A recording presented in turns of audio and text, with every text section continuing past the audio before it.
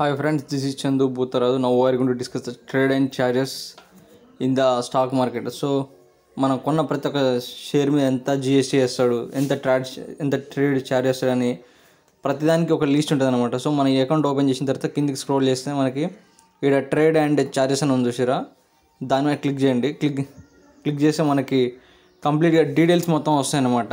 ఎట్లా అంటే ఆ ఏంజల్ అనేటోడు మనకి కంప్లీట్ ఒక ఎక్సెల్ షీట్నే పంపిస్తాడు. సో ఫస్ట్ నేను క్లిక్ చేసిన తర్వాత ఈ నేను ప్రీవియస్లో చేసిన buying and selling Ola electric అది ఇంతకుముందు కొన్నాయి అన్ని ఆర్డర్ పెట్టి కొన్నాయి అన్నీ.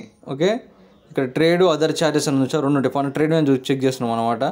సో టోటల్ ఛార్జెస్ 3 ఇక్కడ చూసిన ఎన్ని రోజులు కావాలని లీస్ట్ అని ప్రీవియస్ డే అని చూపిస్తుంది. ఆ తర్వాత పైన ఆప్షన్ క్లిక్ చేస్తే download trade and charges click చేసి అనుకో ఫినాన్షియల్ 2025-26 క్లిక్ చేసిన డౌన్లోడ్ నౌ క్లిక్ చేసి అనుకో వ్యూ డౌన్లోడ్ చేసి ఎక్సెల్ అది క్లిక్ చేసి అనుకో ఎక్సెల్ షీట్ వస్తుంది అనమాట.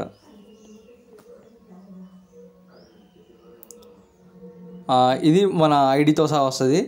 Start date, end date, total charges, మనం ఎన్ని కొన్నాం అనేది ఇక్కడ డీటెయిల్గా చూపిస్తుంది.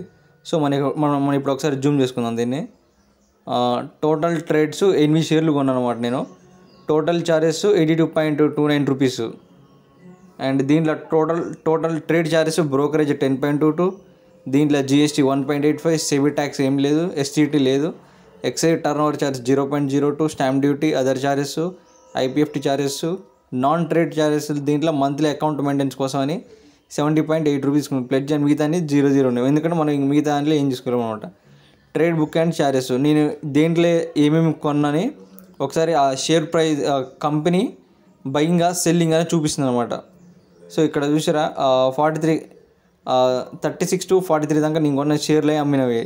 Ola, Wipro, NLC India, bank of India, GP petroleums, national aluminium limited బయింగ్గా సెల్లింగ్ అని చూస్తుంది. మీ అన్ని బై చేసిన బై ప్రైజ్ ఎంత ప్రైజ్కి 48 క్వాంటిటీ ఎన్ని కొన్నావు అని.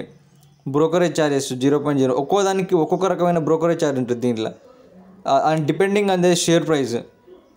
దీని మీద మళ్ళీ జిఎస్టీ చూసారా 0.22 ఉంది, 0.36 చాలా అంటే పైసల మీద ఉండే అంటే 1 rupee below. STT, SEBI tax ఏం లేదు, ఎక్సైజ్ డ్యూటీ కొన్నిటికే ఉంటుంది అనమాట 0.01, స్టాంప్ డ్యూటీ ఏం లేదు, other charges, IPFT charges nothing. Order type intraday అయినా డెలివరీ అని. ఇంటర్డే అయితే 1 డేలో ఎగ్జిక్యూట్ అవుతుంది, డెలివరీ అనేమో లాంగ్ టర్మ్లో చేసుకోవచ్చు.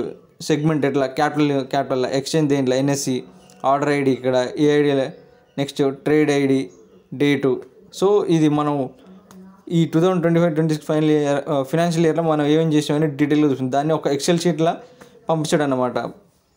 సో జరిగే ప్రతి ఒక్క రూపాయికి మనకి కౌంట్ ఉంటుంది, డ్యామ్ షూర్గా ఉంటుంది అనమాట. And thank you for this gold.